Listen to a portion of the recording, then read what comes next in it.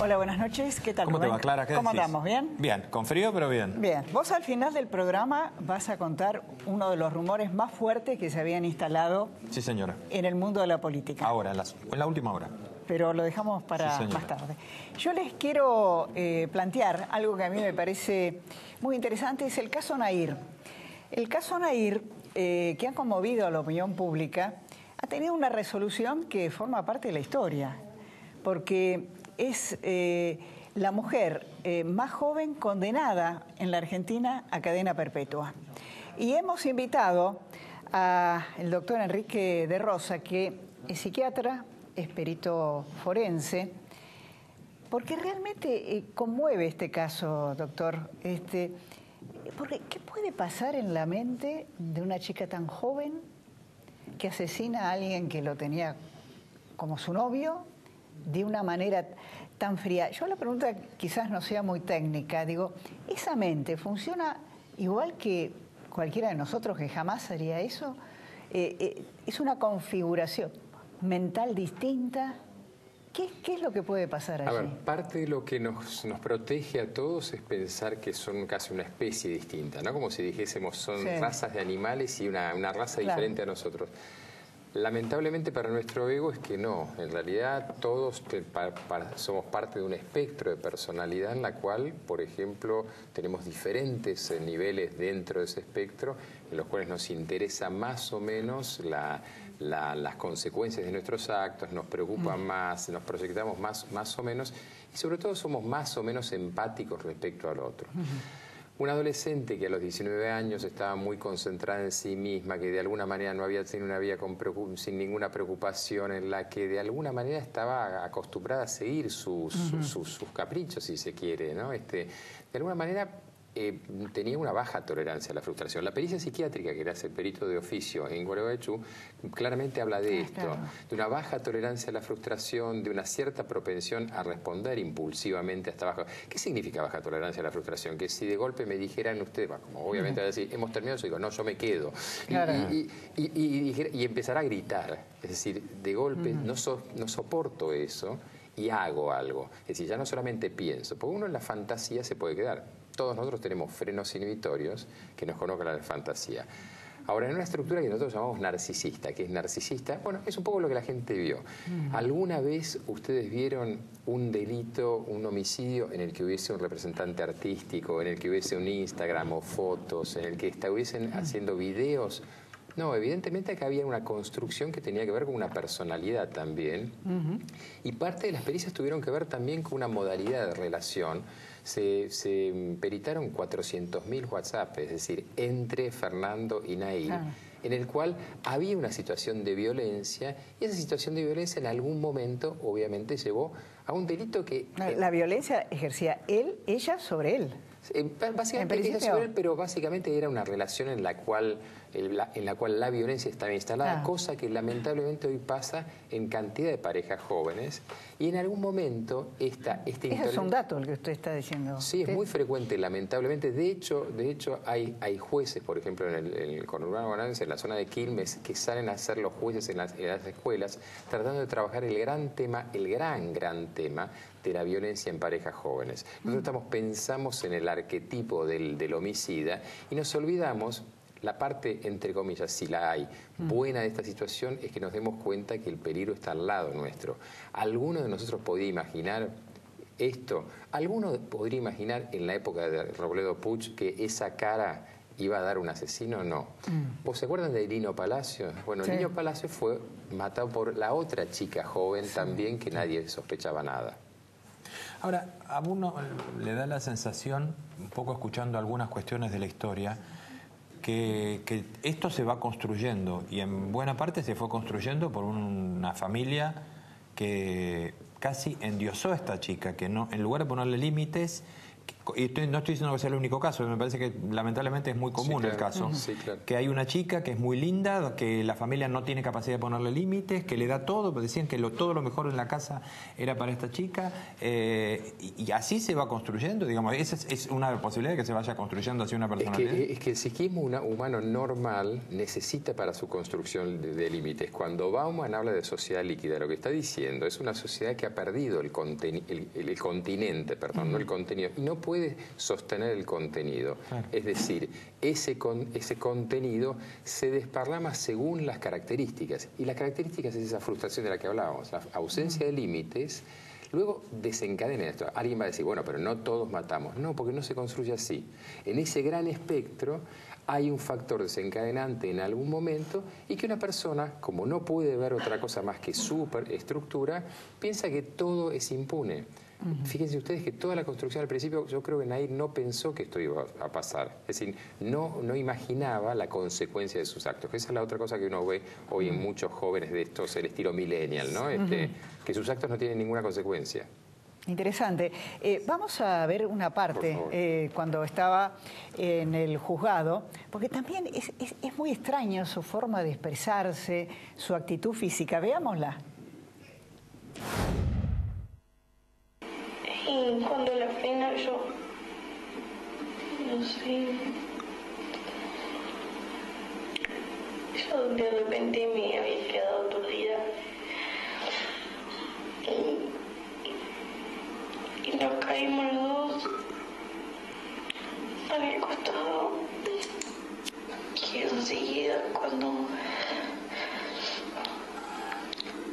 me quedé aturdida, esos fueron los dos disparos, pero fueron 2 segundos nada más, fue todo rápido. Fue todo rápido. Lo cual no es... Pero 2 tiros. Claro, y 2 tiros y uno muy claramente por delante y otro por detrás. En realidad uno por detrás y otro por delante. Esa fue la secuencia, si no me equivoco. Entonces no hay esta idea de aturdimiento, que en el ámbito penal esto a veces se llama emoción violenta, ¿no? Este estado disociado y demás. Ahora, ¿ella miente o está actuando? Yo tengo la sensación, y esto es absolutamente una sensación, uno está hablando de una imagen, pero que en realidad ella construyó un escenario en su mente que habitó, y por eso no tiene esa sensación casi neurótica de culpa. ¿Qué nos pasaría a cualquiera de nosotros que en un rapto de enojo le pegó un tiro a una persona, si es que esto fuera así? Y estaría paralizado por las consecuencias de lo que imagina. En el caso de ella, esto siguió, fíjense, insisto sobre esto, videos y demás, y la familia participaba en esto. Una familia que participaba en esta estructura implica también una familia muy especial, claro, que implicó esto que hablábamos antes, ¿no? Claro. La ausencia de límites, la construcción de un yo ideal, un yo fantástico, ¿no? Ahora, los padres que estamos afuera de esto, me siento involucrado por serlo, y adolescentes, también nos sentimos en esta sociedad muy, muy limitados, porque hoy ser un padre que pone límites es ser el tipo que estropea la fiesta, digamos. Además, es cada vez más difícil poner límites. Uno lo ve normalmente. La sociedad es como que va hacia un lugar en el que poner los límites ya es algo pasado de moda, no sabemos cómo viene la vida, estamos afuera de cómo es la realidad. Digamos, hay un acompañamiento general de la sociedad también a no poner límites. Sí, en gran parte por facilismo de nuestro como padres. En realidad nos hemos tomado una cosa cómoda, que es ser simpáticos, claro, y de alguna manera los chicos se crían. Nosotros trabajamos mucho en el tema, a veces que hoy se llama grooming, pero en realidad es todo el manejo en redes sociales, y una de las cuestiones que uno sugiere siempre es que mal o bien conozcan, le pidan y negocien con los chicos tener sus claves. ¿Por qué? Y les voy a dar un caso rápido. ¿Se acuerdan de Micaela Ortego? Quizás les cuento, una chica en Bahía Blanca que fue asesinada, 12, 13 años, que la engancharon por Facebook y demás. Cuando una chica desaparece o pasa esto, que uno sepa qué es lo que pasa. Es decir, negociar con los hijos que una pérdida de límites en parte es el costo que uno tiene para pagar en la sociedad actual. De la misma manera que nosotros hemos negociado que para viajar a ciertos países tenemos que pasar por una cantidad, tenemos que sacarnos los zapatos del cinturón y una cantidad de cosas, y lo aceptamos. Es decir, la vida actual tiene ventajas, pero también hay que negociar con ellos que tiene límites. Y estos límites en otros países existen, es decir, si cualquier persona que viaja a Estados Unidos ve que las fiestas de los adolescentes terminan mucho más temprano, no terminan a las 7 de la mañana. Bueno, entonces quiere decir que este tema no es muy diferente a otras cosas o esa pérdida de límites que tiene el país en otros campos. No, es parte de todo. Hoy mismo, si ustedes toman los diarios, justamente el diario van a ver que hay un caso de 2 chicas atadas en San Martín de los Andes en un árbol. Es decir, una sociedad que ha perdido la idea de la norma. Parece que la norma es algo represivo, pero en realidad la norma es lo que nos permite vivir, es saber dónde hay un semáforo o no. Ahora, doctor, yo acá también estaba leyendo un informe de la Facultad de Ciencias Económicas de la Universidad de Buenos Aires, donde dice que el 80% de los chicos, se hizo una encuesta de las escuelas secundarias, reconocen que hay agresiones, violencia entre ellos. Sí, claro que hay. 80% es gravísimo. El nivel de agresión, la gente no conoce el nivel, insisto, el nivel de violencia entre parejas de novios, es decir, y violencia física, ¿no?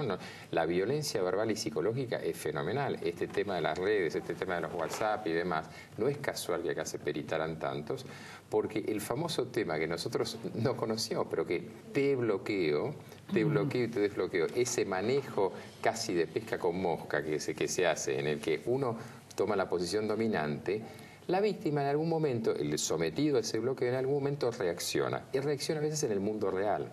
Es decir, eso que pasa en el mundo virtual en un momento se transforma físico y real. Y esos son los que estamos viendo con niveles de agresividad en los adolescentes. Han normalizado el tema de la violencia de una manera muy preocupante. ¿Hay salida? ¿Cómo se controla eso? Pues yo creo que hace muchísimos años nosotros planteamos el proyecto de empezar a trabajar casi como materia básica en la primaria el aprendizaje del trabajar el tema de la violencia como una materia inclusive. Es decir, nosotros en el colegio no aprendemos las relaciones interpersonales y es básico eso. Sí. Es decir, aprendemos historia y demás y no sabemos cómo tratar al otro. Es decir, nos enteramos fechas de muertes y batallas y no sabemos cómo se maneja, cómo una conversación, qué límites hay, no lo entendemos. Esto tenemos que empezar a instalarlo y después la información está, pero eso no se aprende en ninguna parte. ¿Y por qué? Porque esperamos que eso venga de las familias y no nos damos cuenta que hoy las familias prácticamente se han destruido. Doctor, lo comentábamos antes de comenzar el programa, están surgiendo movimientos de marchas por la liberación de Nahir. Sí. Es una locura. No, forma parte... Creo que forma parte del todo, creo que forma parte del cuestionamiento. ¿No piensan en Fernando, que ya no está? No, claro, porque lo han convertido, de hecho la marcha se hace, según la han anunciado, contra el poder machista y no olviden que hay una persona o grupos que han planteado que la pareja heterosexual es un riesgo para la mujer. Es decir, por debajo de todo esto, lamentablemente se están jugando cuestiones que trascienden a la vida y más cuestiones de posicionamientos, no diría políticos, pero sí casi fundacionales y filosóficos. Extremos. Absolutamente extremistas. Están pidiendo por la libertad de una chica que asesinó a un joven. Mal o no les guste, de una homicida, claramente, donde no hay ninguna duda, y que esto, otra cuestión que me valga la pena aclarar, ¿por qué esta pena ocurre así? Porque hubo modificaciones en el Código Penal que tiene que ver con esto, ¿no? Lo pidió la sociedad. Y la sociedad pidió. Lo que pasa es que, claro, después la sociedad no puede decir, mire, pero este caso sí, este caso no. Claro. Otra vez la norma, aceptar la norma es lo que nos vuelve civilizados. Ahora, la gente se horroriza de ver a esta nena tan linda, de 19 años, cuando le dicen va a salir a los 55 años y no va a tener posibilidad ni siquiera de pedir una salida transitoria. Pero esta modificación fue pedida por la sociedad en la calle. Y hay un tema sobre eso muy interesante. Tenemos que empezar a vencer el tabú de imaginar que el delito es, mal o bien nos guste, de ciertas clases sociales bajas. Es decir, que no es, mientras que otros no cometen delitos. Y en realidad el delito, la violencia ocurre en todas las clases sociales. Eso es excelente, ¿no? Porque hay una cuestión de ver a esta nena rubia, de quitarle peso por eso, ¿no? En la universidad privada, estudiante creo que de algo así, inclusive, ¿no? Sí. Pero realmente a mí me asombra, a pesar de todo lo que usted me está diciendo, que haya gente que ya está saliendo para pedir la libertad de una chica que ha cometido un homicidio, ¿no? Bueno, hoy nosotros, yo tengo un par de causas en las que en este momento uno de ellos realmente ha matado a mujeres y demás, y dicen, pero fulano está libre, cosa que no es así, y entonces pidamos la libertad del otro. Es decir, la gente participa casi como que ha sido una norma violar la norma, ¿no? Entonces, de grosso modo, ¿por qué después uno de ellos en el extremo lo hace, Nair? Y porque nuestra sociedad ha convertido en virtuoso violar la norma.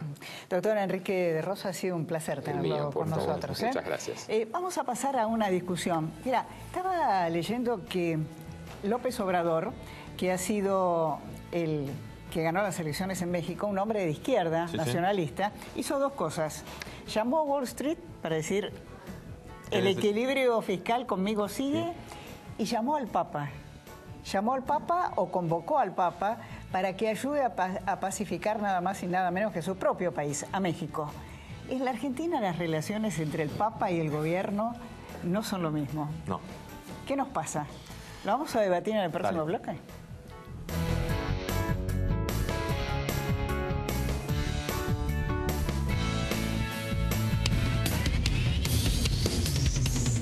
Osdeneo 1825.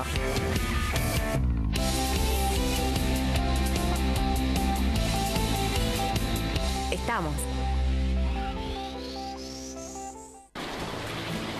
¿Qué es crecer para vos? ¿Pudiste entrar, Abu?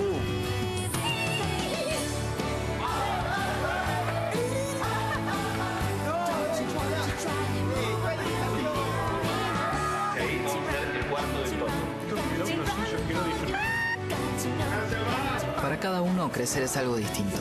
Lo importante es tener quien te acompañe. ¿Te parece que hice un video? Banco Ciudad. Te quiere ver crecer.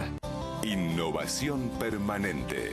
Vocación por la vida. Calidad sin fronteras. Bagó. Ética al servicio de la salud.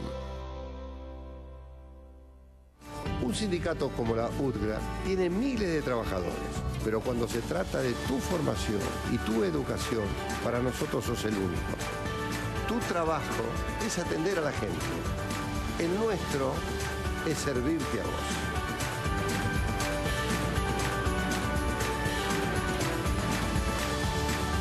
Educación gratis y a tu alcance. UTGRA, unidos por el bien común. SAME Provincia ya está cuidando a 8 millones de bonaerenses y seguimos trabajando para llegar a todos.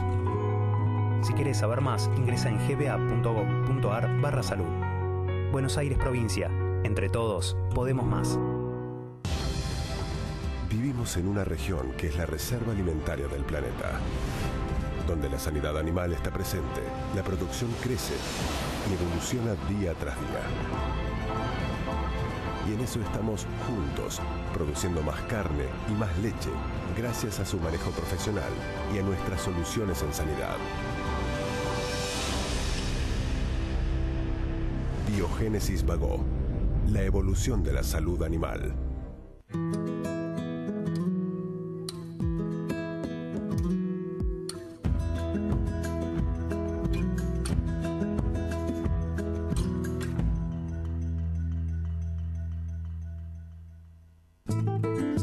Vení a Jujuy, viví tradiciones ancestrales, hacé real el milagro de la fe, disfrutá coloridos cerros, vastas yungas y la maravilla de la puna.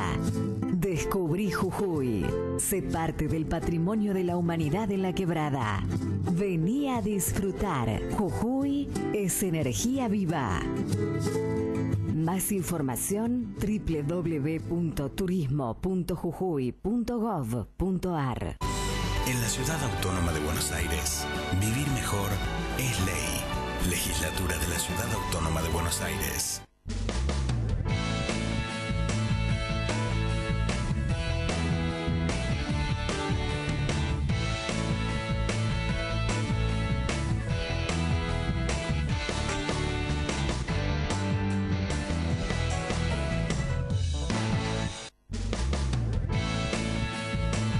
Bueno, el tema ya lo presentamos, Rubén, la relación entre el gobierno y el Vaticano. Es decir, ha habido todo tipo de interpretaciones, voceros que no son voceros, malas interpretaciones, pero lo cierto es que yo señalaba en el bloque anterior que un hombre como López Obrador lo primero que hizo es decir, bueno, voy a convocar al Papa para ver si nos ayuda a pacificar México. Acá eso no ocurre. Ahora, ¿por qué? Lo vamos a tratar de discutir ¿de quién es la culpa, en esta mesa. Así que la diputada Carla Carrizo, el diputado Daniel Lipovetsky, un amigo, Eduardo Valdés, y el diputado Mariano Pinedo. Diputado del Parlasur, que no me lo tiren abajo el Parlasur. No, yo no lo tiré abajo. No, aviso. Pero la condición de amigo es más importante que con orgullo, con orgullo. Es mejor ser amigo que diputado del Parlasur. Sí. No, es mejor es dignamente diputado del Parlasur, por eso lo digo. Armás otro... Trabajamos mucho, te aviso. Nos hemos reunido en el Parlasur el año pasado y el anterior pasado más sesiones que el Senado de la Nación. Pasa que acá hay un grupito que invisibilizan. Seguramente más sesiones que la legislatura bonaerense se han reunido. Aprovecho también para... Daniel, ¿cómo definirías vos esta tensión permanente que hay, vamos a admitirlo, entre el gobierno de Macri y el Papa? No, a ver, definila, porque... Pero yo no sé si podría decir no sé si hay una tensión permanente. Tiene que haber, digamos, primero, por supuesto, no se nos escapa, hablando de lo que decías de López Obrador, ¿no? Digamos, el Papa, tenemos un Papa que es argentino y eso, primero, es un honor para todos los argentinos. Eso de por sí, la verdad que es algo importantísimo. Pero por el otro lado, es justamente esa argentinidad, digamos, del sumo pontífice, de alguna manera, enmarca una relación distinta que con otros países. Y en ese marco, bueno, me parece que hemos tenido en algunos momentos una relación con algunas idas y vueltas, pero en general creo que es una relación desde lo institucional, formal, como corresponde con un fría, Papa. ¿no?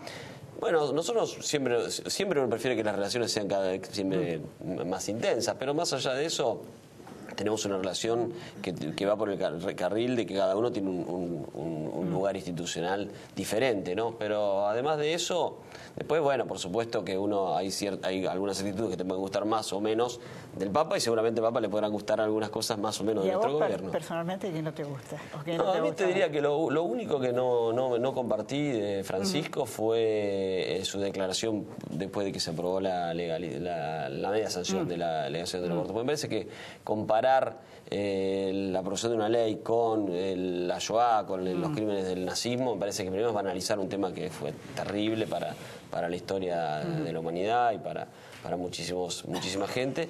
Y segundo, porque digamos son incomparables las situaciones. ¿Puedo decir una cosa respecto de esto? No es lo que dijo el Papa. Claro, acá hay todo un tema de estigmatizarlo al Papa. Quiero decirte que cuando habló de comparar con los campos de concentración, él estaba hablando en Italia ante una ONG de personas con problemas mentales y le sorprendía que en los últimos años, que en Italia no haya más enanos, que no haya más Down. Estaba hablando respecto de cuando... la eugenesia. La eugenesia, no estaba hablando de la Argentina, que después acá la trajeron para otro lado, pero no fue respecto de la Argentina. Bueno, aviso. Vale la aclaración. Yo lo que leí era que lo había dicho respecto a la aprobación de la ley. Acá lo levantaron así, por eso el Papa 48 horas después habla de los monopolios mediáticos que te tratan de estigmatizar. Clarín, lo leyeron. hablaba de Clarín. Hablaba de Clarín, que no fue Rubín el que levantó eso. No, Mariano, a ver.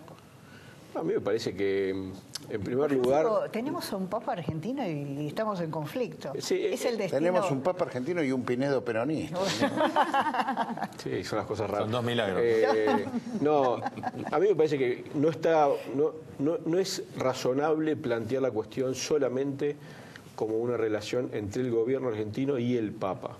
Me parece que es mucho más interesante, sobre todo por la visión que tiene el propio Francisco de la Iglesia, que veamos ese concepto de iglesia como pueblo, en verdad, ¿no? Como un pueblo que busca un camino en su historia, que busca un camino de libertad, un camino de reivindicar a la persona y a sus derechos, que busca también vivir en comunidad, que busca forjar un camino con lazos y vinculaciones de amor y no meramente comerciales o materiales. Esa visión es la visión que expresa Francisco, que la expresó siempre, no de iglesia como jerarquía, no de iglesia como Vaticano, digamos. Para empezar, obviamente, si vamos a plantear cuál es la relación entre un gobierno como el gobierno argentino y el Vaticano o el Papa, es una relación de tipo diplomático. A mí me parece que el ruido está más en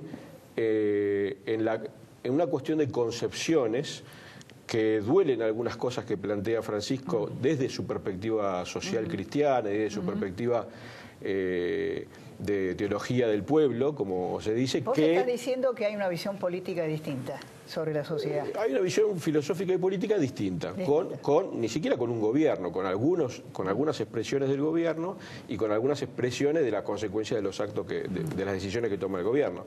Me parece que él, Francisco, y nosotros como iglesia, como pueblo, apostamos más a un gobierno que fortalezca más las comunidades desde los lazos de solidaridad que desde los lazos meramente comerciales. Carla, ahora, hay un... Ahora, decimos a Carla y después le...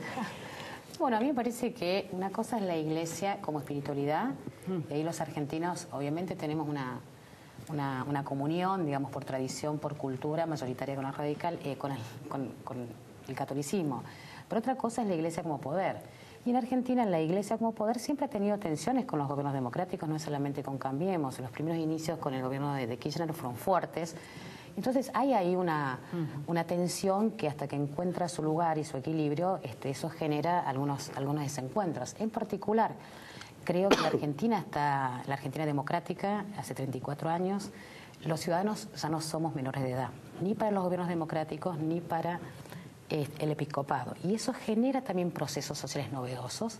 Y a mí me parece que toda esta línea de debates tensionantes, como la legalización del aborto y demás, tienen que ver con las nuevas generaciones en democracia, los nuevos procesos sociales, y eso también descoloca, incomoda, en el buen sentido de la palabra, un aprendizaje colectivo, tanto, digamos, de la Iglesia Católica como institución en el país, de todas las iglesias, porque también no es el único actor en términos de identidad religiosa. La Argentina democrática se ha vuelto muy plural en ese sentido, digamos, ¿no? Hay evangelistas. Entonces me parece que siempre los inicios entre los ciclos de gobierno, digamos, y la Iglesia empiezan con un proceso de tensión que a veces logra un equilibrio, pero yo veo, digamos, muy positivo todo esto. Lo único que sí me parece un poco peligroso es el nivel de agresión que han tenido. Digamos, nosotros lo vimos en diputados, un debate muy conflictivo, obviamente, pero que fue muy respetuoso. Aprendimos en diputados a escucharnos. Fue muy interesante el debate de poder. Al principio hicimos dos comisiones ¿no? Como dos comisiones conflictivas y después era uno y uno. Y en Senado me parece que no tanto adentro con los senadores, sino fuera, hay un nivel de agresividad que creo que los responsables políticos y de la Iglesia tienen que bajar el nivel de agresión. Ver, eso es un poco... ¿Vos ibas a decir algo? Sí, porque no opiné sobre, yo lo quería contarle a él nada más que... Okay. Yo creo que algo nos pasa con Francisco en la Argentina, que en el mundo se lo ve inversamente proporcional a lo que se lo ve en la Argentina, ¿no? En el mundo es el hombre que logró acercar a Cuba con Estados Unidos.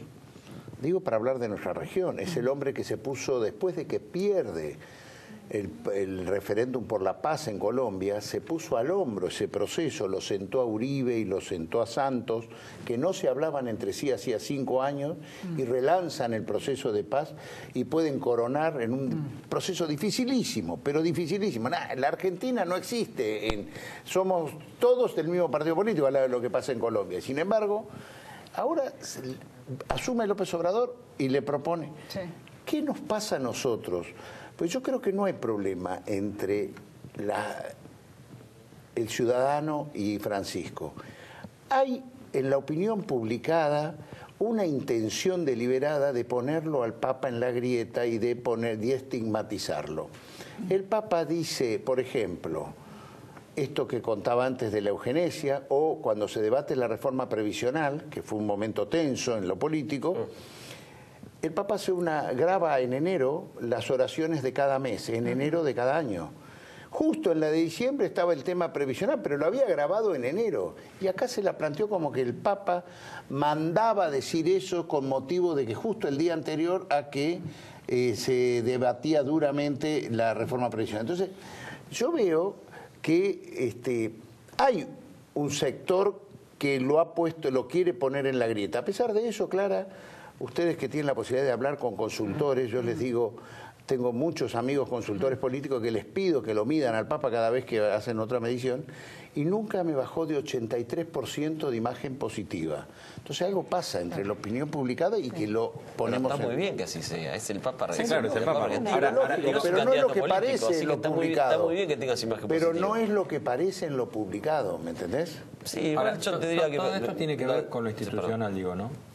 Y con la relación entre el Vaticano y la Iglesia y con alguna malinterpretación que puede haber habido. Pero también hay una cuestión personal que no se le aplicaríamos a ningún otro papa, pero este sí porque es argentino, vivió acá, fue oposición, fue oficialista. Digamos, el papa se dice que que a Marcos Peña no lo soporta, que por algunas cosas que ha dicho, que a Macri no le resulta muy simpático por algunas decisiones que ha tomado Macri. Es decir, eso está. A Cristina no lo soportaba, pero después parece que la ama. Digamos, eso está en el inconsciente de la gente también.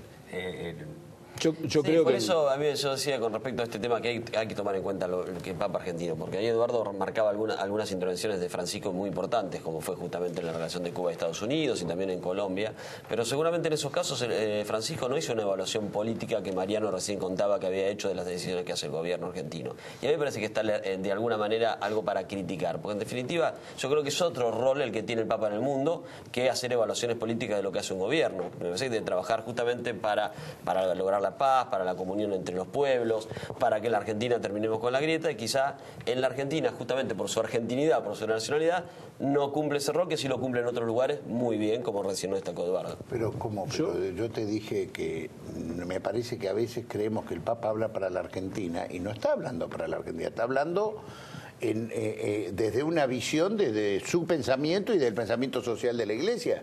Acá se lo adapta para la última coyuntura, pero no es así. No, yo me refería por lo que dijo Mariano. Yo no dije que el Papa... se dice que el Papa es peronista. Claro, ese es un punto que a mí me parecía interesante. Yo no dije que el Papa... Perdóname. Decir simplemente...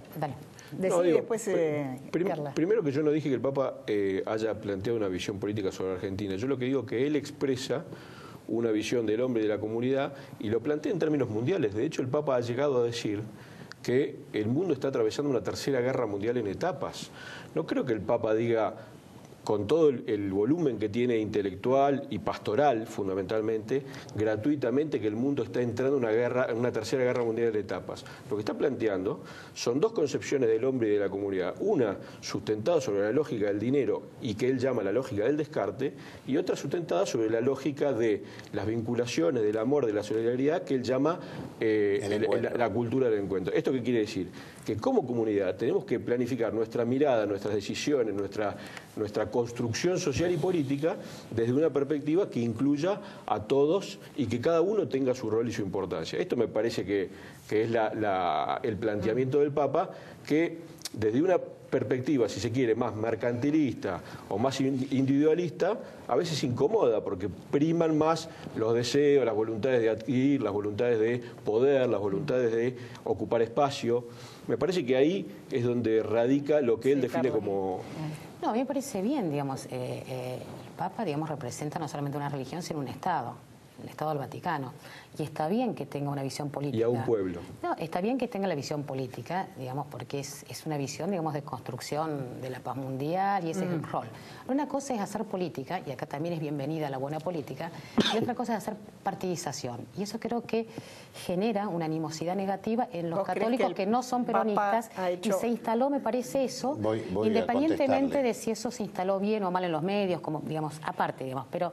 Creo que eso, digamos, a muchos católicos que por ahí no tienen, digamos, que se sienten católicos, pero no les gusta la partidización. Y eso me parece que afectó más a Argentina, porque obviamente, por una cuestión.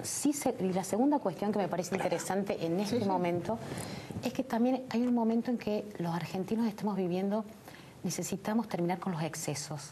Necesitamos un equilibrio. Yo digo, es el siglo de la equidad. No solo en Argentina, sino en todas las democracias. Hablamos de la equidad de género. de la equidad de cultos. Es decir, es como que necesitamos un equilibrio. Y entonces a mí me parece también que es un debate pendiente en la Argentina. La Iglesia Católica es una voz política muy fuerte y está bien por una cuestión de mayoría, de cultura, de tradición, pero necesitamos un equilibrio, porque hay veces que la democracia impone ciertas reglas, y no digo el Papa, por supuesto, como en todos los grandes estados, pero a veces los obispos... ¿Equilibrio en este caso? ¿A qué te refieres? Porque es una voz de medida, por ejemplo, una de las cosas que estamos debatiendo, y esto también, necesitamos también una iglesia más comprometida con ese pueblo democrático que tiene ciertas reglas, hablo de la educación sexual y demás, y algunas... Cuando surgió el tema de la legalización del aborto, bueno, ahora no está más el Monseñor Aguer, pero tuvo una expresión sumamente descalificante con el presidente de la Nación. Y eso es lo único que tenemos en común todos. Gran adversario de Bergoglio en Buenos Aires. Está bien, pero te quiero decir, es parte de una iglesia que no hace bien esa imagen, porque los argentinos primero somos democráticos, son las reglas en común que tenemos, independientemente que seamos católicos, judíos, bueno. Y si hay una iglesia que cuestiona una institución que nos representa a todos, puede ser Macri, Kirchner, Menem, Alfonsín, es lo que va produciendo como sociedad. Entonces, ahí se genera una tensión que me parece que opaca un poco... No es una iglesia, es una persona. No, bueno, sí, pero es parte de una institución. Sí. Y entonces, si un funcionario argentino de la democracia como argentina... Como los funcionarios que opinan. Bueno, sí, pero además recibe el sueldo que lo financia a todos, y eso genera una responsabilidad pública. Necesitamos empezar a tener una iglesia, y yo creo que ese es un debate interesante. Muchos integrantes de la conferencia episcopal han dicho, tenemos que ir hacia un modelo de financiamiento transparente, democrático. Necesitamos también, y yo celebro algunos cambios como Aguer y demás, necesitamos también que la Iglesia Católica entienda los avances democráticos de la sociedad argentina y un equilibrio que no aparezca que tenemos ninguna corporación eso con presupone privilegios. que no los entiende, yo no estoy de acuerdo. No, es una percepción, digamos, que te la digo, digamos, con el respeto a la religión. Me parece que justamente Bergoglio, que ha planteado que uno de los grandes problemas de Latinoamérica es el clericalismo, justamente Bergoglio, que lo que dice estamos de acuerdo. Justamente Bergoglio, que lo que dice estamos de acuerdo. Señores, el pueblo de la Iglesia no tiene que someterse a ningún dictamen de nadie por una cuestión de jerarquía, no puede ser objetado precisamente de esto. Cuando digo Bergoglio, digo Francisco, porque me equivoqué, sí. No es Bergoglio, es Francisco.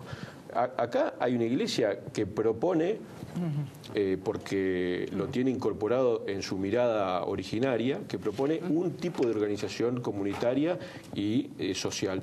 Y tiene todo el derecho, porque la iglesia actúa sobre los hombres. Lo que pasa es que pero actúa en un contexto, de Estado democrático argentino. Los hombres mismos también, organizados, digamos, como pueblo, actúan como iglesia. Está bien, no pero es que digamos, hay la alguien Iglesia desde Católica arriba. también está en un montón de países democráticos y entonces respeta las reglas, pero, por decirte, y nosotros ¿y también. ¿En qué momento bueno, no, pero en no la mayoría respetamos las reglas? En la mayoría de los países democráticos, por decirte Uruguay o Chile, hay un equilibrio. Pero ¿dónde está el desequilibrio acá? ¿Vos crees que Uruguay y Chile son más democráticos que nosotros? No, Uruguay, vos sabés que Uruguay califica dentro de las 25 democracias más equitativas. ¿Puedo decir una entre cosa las 5, con respecto si el Papa es peronista y esto? No, una cuestión de equilibrio entre cultos. Me parece que es absolutamente equilibrado. No, hay veces que la Iglesia cuestiona muchas decisiones democráticas y eso no está bien. ¿Cuáles decisiones democráticas? Educación sexual en el pero país. Si, bueno, es un debate. Yo estoy a favor de la educación sexual y también soy la Iglesia. Educación religiosa en las escuelas públicas ha llegado a la Corte. Entonces pero esas son discusiones puntuales, no es...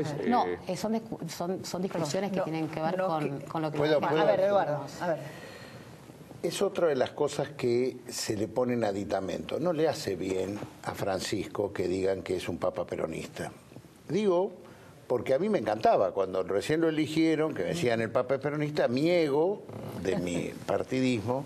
Ahora, cuando tuve la suerte de estar de embajador allá, me di cuenta que la primera vez que le dicen en público que él es un papa peronista es el día que él anexa Cuba a su viaje a Estados Unidos. La revista The Economist lo pone en tapa, un papa peronista no puede viajar a una potencia como Estados Unidos si no pone a Cuba. Y resulta que él estaba mediando entre Cuba y Estados Unidos, y era lógico que si iba a Estados Unidos en su primer viaje, también estuviera en Cuba porque quería resolverlo lo antes posible. Cuando él saca el Evangelium Gaudium, que es donde él denuncia el sistema... Acá, que él denuncia el sistema financiero injusto, habla de la cultura del descarte, la cadena Fox de Estados Unidos le dice papa marxista. Y cuando habla en Santa Cruz de la Sierra, el famoso homilía donde él habla de tierra, que todos ser humano requiere tierra, techo y trabajo, lo acusan de papa populista, pero no es ni populista, ni marxista, ni peronista. Es un hombre de la doctrina social de la Iglesia que es preexistente a todos estos sismos. Bueno, interesantísimo los aportes. Da para mucho, pero sí, me parece que sí, igual el debate igual construyamos puentes. ¿Qué es la Iglesia? ¿Qué es la Iglesia? Bueno, hay algunos miembros de la Iglesia que fomentan un poco la agresión en este debate hoy que estamos haciendo sobre el tema del aborto y creo que eso es lo que hay que tratar de evitar. Como algunos miembros de la política que también se ocupan de atacar a la Iglesia. Clara, veo la foto que yo participé de ese viaje que es... Sí, no, pero es que no fue lo que se ¿No ves que nos da para otro bloque? A los cuatro, muchísimas gracias. Ya está con nosotros José Luis Espert. Qué linda está Cristina.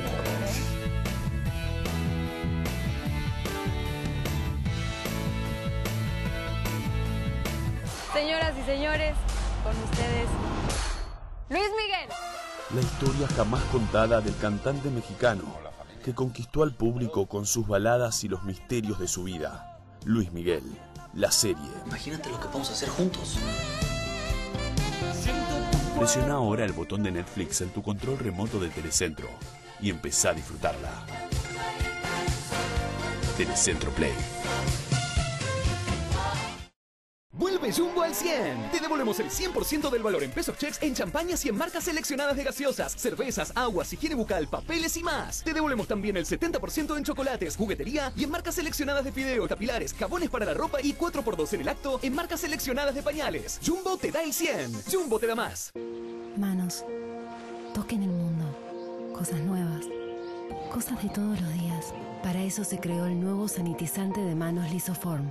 Una espuma líquida única que mata el 99,9% de los gérmenes y que es suave con tus manos. El Lisoform que ya conoces, ahora para tus manos. El mundo está hecho para tocarlo. Lisoform. SC Johnson, una compañía familiar. Esta promoción de Lay's la vamos a jugar todos. Ingresá al sitio web y carga el código de las cintas que vienen dentro de los packs. Podés ganar TVs 65 pulgadas y miles de pesos por día. ¿Qué estás esperando? Con esta promoción todos festejan. Mostrá tus emociones con Lay's, la vida con sabor. Probá los nuevos sabores jalapeño y queso y papa gratinada con panceta.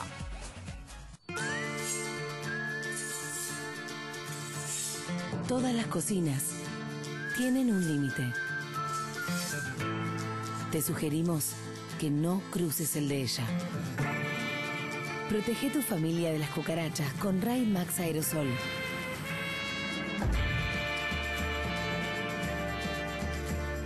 Y defende tu cocina. SC Johnson, una compañía familiar. Vení a Jumbo y disfrutá de una experiencia única. Del 28 de junio al 15 de julio, con tus compras mayores a 600 pesos, participa por invitaciones para ver el maravilloso mundo de Disney on Ice. Si pagas con tarjetas Cencosud, participás para sacarte una foto con los personajes del show. Jumbo, te da más. Esos primeros pasos ya son solo un recuerdo. La fragancia de algo nuevo por llegar me remonta al pasado. Esa piel suave y caricias eternas. ¿Cómo me gustaría poder detener el tiempo de algunos momentos? Inocencia. Tenemos una fragancia para eso. Creado con ingenio solo por Glade. SC Johnson, una compañía familiar.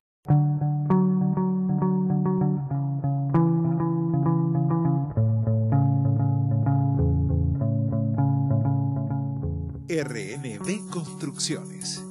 Hacemos realidad tus proyectos. Dale la bienvenida a todo lo que tus chicos aprenden, menos a los gérmenes. Limpia, blanquea y desinfecta el 99,9% de los virus y bacterias con el nuevo Lisoform Crema. El mundo está hecho para tocarlo. Lisoform. SC Johnson, una compañía familiar. José Luis Espert, gracias por estar con nosotros. ¿Qué tal? Buenas noches, placer. ¿Cómo andamos? La pregunta que te hago, el problema que hoy hay económico tiene bases, fundamentos técnicos, que ya se ha hablado mucho y lo podemos hablar hoy, pero hay también un problema de confianza hoy, hay un problema político, además de esta crisis económica. Sí, yo te diría que la crisis cambiaria que nos depositó en el Fondo Monetario tiene su raíz política también. Cuando vos en su momento, te acordás Carrió cuando salió a petardear el ajuste de tarifa junto con otro importante miembro de Cambiemos, como el gobernador de Mendoza. hablando Sí. mal Sí, del sí. ajuste de tarifas. De Aranguren, Claro, de fundamentalmente. Aranguren. Eso fue la vergonzosa conferencia de prensa el 28 de diciembre, el Día de los Inocentes del año pasado, cuando los cuatro fantásticos ahí cambiaron la meta de inflación sin decir cómo iban a cumplir la nueva.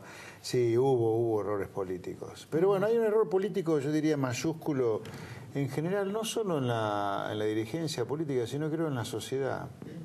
En la Argentina debería tomar conciencia de que hay algo que si no lo quiere corregir, allá ella, pero que no pida solución, que no pida que nada salga bien. Porque, a ver, el kirchnerismo dejó un gasto público a valores de hoy casi 100.000 millones de dólares superior al de las 4 décadas previas. Argentina no puede pagar eso, no lo puede pagar. Entonces, Argentina trata de salirse de ese lugar de crisis como consecuencia de este gasto público impagable, toma alguna medida, se aleja un poquito, pero a la larga vuelve ahí, porque acá hay una cosa, es como que tenés una enfermedad que tenés que afrontarla y curarla, evadirla con cambios en la manera de financiar el déficit que genera ese gasto, ¿me entendés? Es como, a mí me impresiona como que tenés un imán a la zona de crisis que te provoca ese gasto público desorbitado, absolutamente desorbitado, que te salís un tiempo, pero a la larga te vuelve a acercar. Es una especie de tornado, no sé cómo decirlo, que te chupa, que te lleva. Ahora ¿cómo salimos? Por eso digo, y yo creo que, mira, porque digamos, cíclicamente siempre alguien tira una cuerda, viene una hiper, te lava todo, volvés a cero, empezás de nuevo. Parte de la devaluación que tuviste ahora, en parte, en algún momento, sí, el tema se va a trasladar mucho a precios, pero si no se trasladaría mucho a precios de la devaluación que tuviste, algo de licuación va a hacer y eso te puede permitir arrancar otro tiempito, pero si los precios en el segundo semestre lo siguen... No hay virtud en lo que estás relatando, digamos. Es porque pasó, es porque llegamos a un punto, explota, no lo hicimos. De nuevo, no lo el hicieron. sistema te corrige solo. Cuando Claro. vos no corregís, ¿viste? Cuando mucho político, mucho economista cerca del gobierno o mucho periodismo dice, no, es inflexible a la baja el gasto. Mentira. Cuando el dólar salta de 18 en diciembre del año pasado a 28 ahora, ¿qué te crees que es eso? Eso es una licuación feroz del gasto público y de los ingresos reales de la gente que no tiene nada que ver con eso, ¿no? Pero bueno, así somos, así nos gusta estar. Ahora, yo no sé si hoy Carlos Serviá en Infobae publicó el plan económico de Massa. Sí. Están de Mendiguren, Marco Labaña, Piñanelli y Tombolini aparentemente fueron los que hicieron las grandes líneas y básicamente lo que propone es un shock de consumo porque propone aumentar es a un los error de jubilados. diagnóstico gigantesco, es un error de diagnóstico gigantesco, pero el grueso de la sociedad piensa mal en esto. Insisto con esta idea, la sociedad no tiene conciencia y el error del gobierno de Macri fue no haber tenido este diagnóstico de entrada, que acá vos tenés 100.000 millones de dólares que te sobran de gasto público.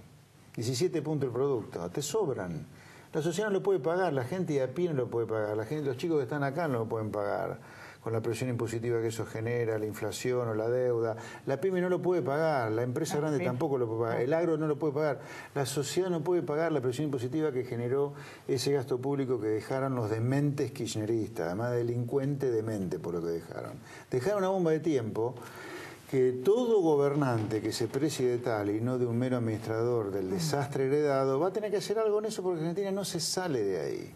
Ahora, no hay ningún argentino que quiera escuchar esto, porque bien, hoy ni siquiera parte del votante de Macri, que lo votó Macri, porque Macri le dijo que íbamos a racionalizar tarifas, que no lo hizo después, porque digamos, hizo tarifas después, racionalización Ahora del volvimos al gasto populismo público. energético del cual se quejaba. Bueno, pero digo, ni siquiera, aparte de ese votante de Macri, hoy está diciendo, no, a Macri se le fue la mano, no, bueno, en realidad no. ¿Y se le va la mano a Macri? Es uno de los problemas que tiene el gobierno. Bueno, hay que evangelizar de nuevo la sociedad. La sociedad piensa mal.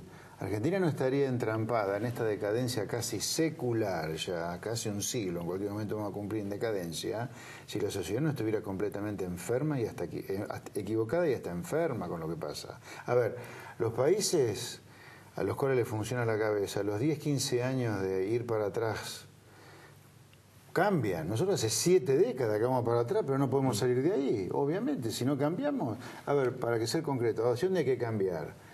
Mira, vos no puedes cortar el gasto público 17 puntos el producto como se necesitan, o casi 100.000 millones de dólares sin hacer algo alrededor de.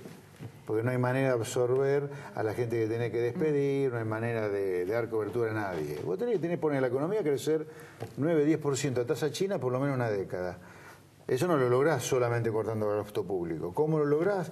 Y cambiando por completo lo que venía haciendo con tu país. Argentina Vos tenés que bajar, por ejemplo, bajar impuestos sería fundamental para las empresas. Las empresas tienen que entrar. Pero eso no lo puedes hacer con este agujero fiscal.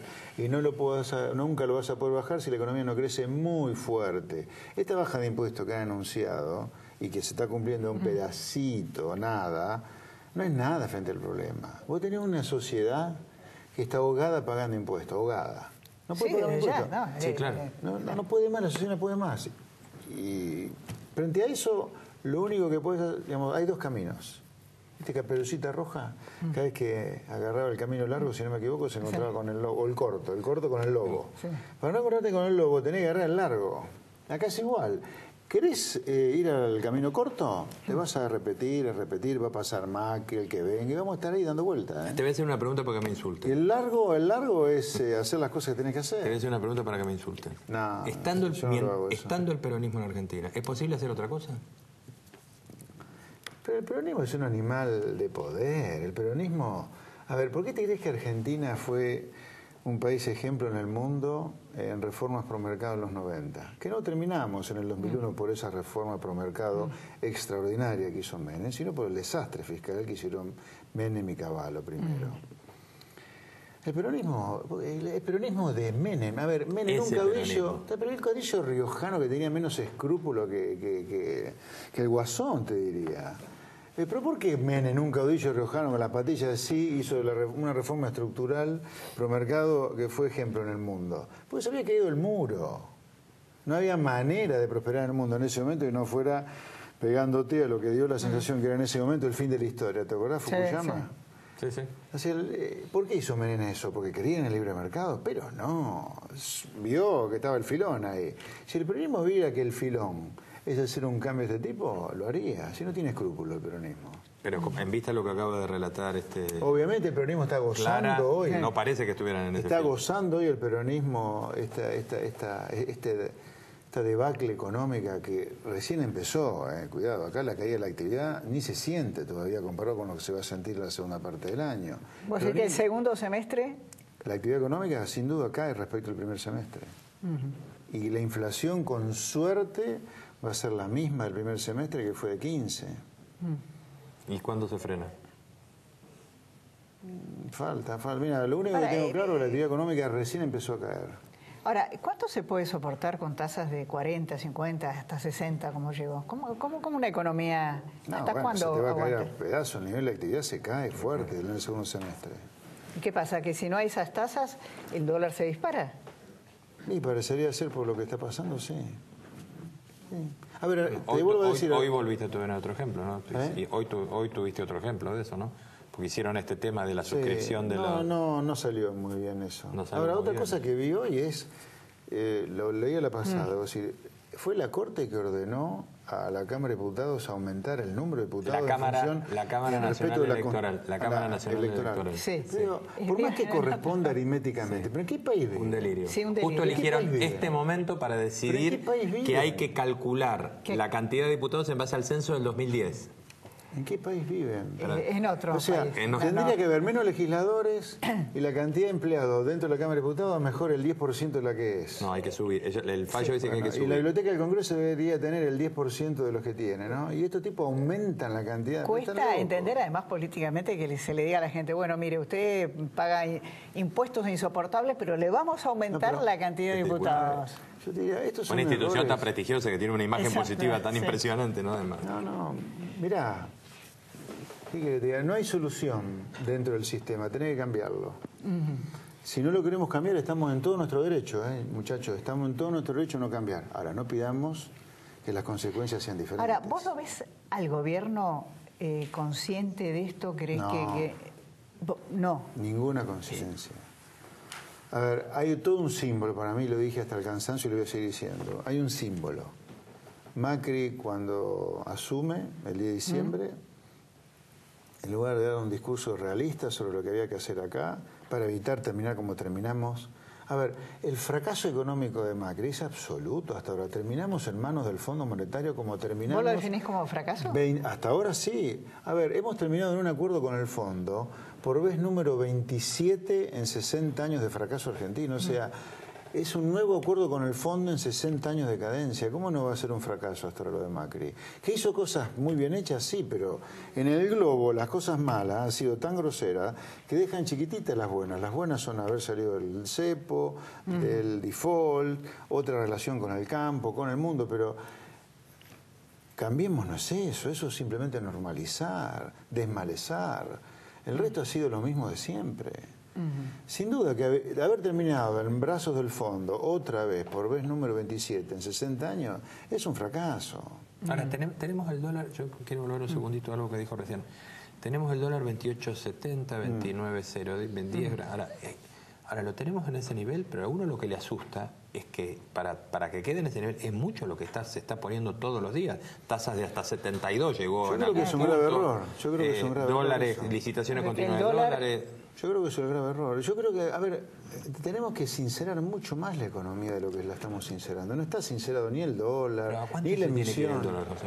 Yo creo que no sé a cuánto se tiene que ir. Lo que creo que es engañarnos que con tasa del 60% vos podés sostener.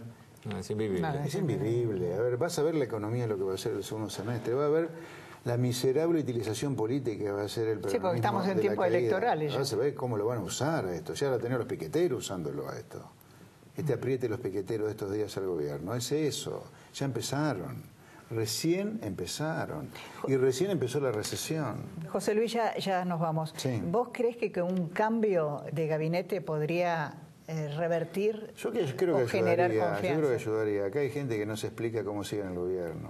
Marcos Peña es una verdadera vergüenza que esté en el gobierno. Es el padre de este fracaso, político por lo menos. José Luis, gracias por estar con nosotros. Y vea, hay una tanda y después él le habla de un rumor vinculado a lo que acaba de decir José Luis Esper.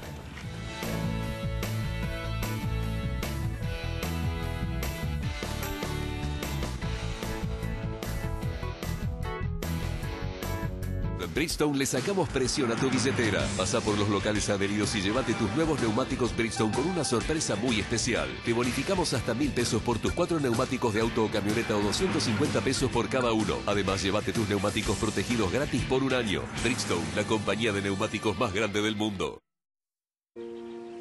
Explorar el mundo. Tocar. Sentir. Como lo hacíamos antes. Como si fuera la primera vez. Él puede tener tus ojos, tu sonrisa. Vos podés tener sus manos. Por eso nunca dejes de tocar. Porque el mundo está hecho para eso. Nueva línea de cuidado de manos de Lisoform. El Lisoform que ya conoces, ahora para tus manos. El mundo está hecho para tocarlo. Lisoform. SC Johnson, una compañía familiar. Esta promoción de Lays la vamos a jugar todos. Ingresá al sitio web y carga el código de las cintas que vienen dentro de los packs. Podés ganar TVs 65 pulgadas y miles de pesos por día. ¿Qué estás esperando? Con esta promoción todos festejan. Mostrá tus emociones con Lays, la vida con sabor. Probá los nuevos sabores jalapeño y queso y papa gratinada con panceta.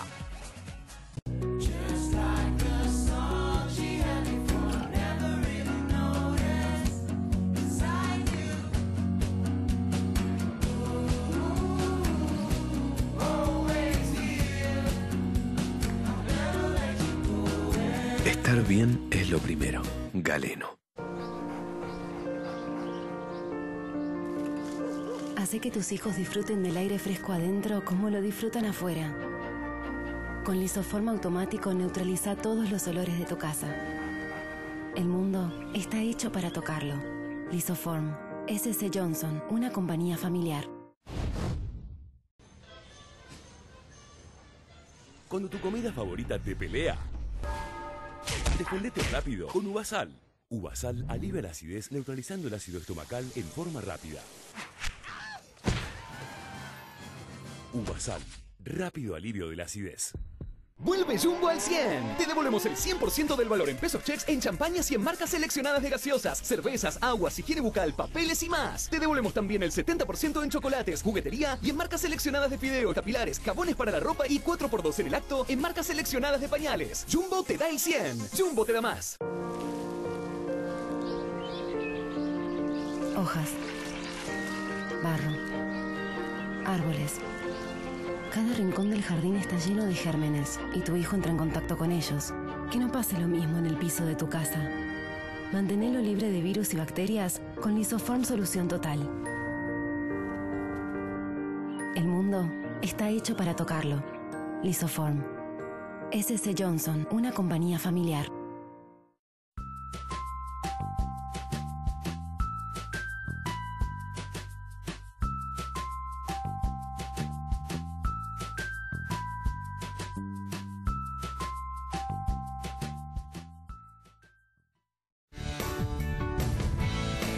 Bueno, Rubén, hoy, esta mañana, hubo un rumor fuerte desde el punto de vista político. ¿Cuál fue? Se hablaba directamente de, y se habló mucho, y por eso vale la pena que lo aclaremos, de la renuncia, de que habría presentado la renuncia del jefe de gabinete, precisamente, mira lo que hablábamos en la mesa anterior, que no tenía nada que ver con el comentario de José Luis, sino que yo justo lo estaba chequeando cuando estábamos empezando el programa. El gobierno, hablé, yo decía, antes de las 10, estaba totalmente desmentido, no hay ninguna chance de eso, por ahora es lo que sigue diciendo el gobierno, pero aclararlo vale la pena porque mañana va a haber mucho ruido alrededor de este dato que, como decís, empezó temprano y ahora a la noche todavía seguía picando. Bueno, queda aclarado. Hasta la próxima semana, pero qué rumor era, ¿eh? Muy fuerte. Hasta la próxima semana.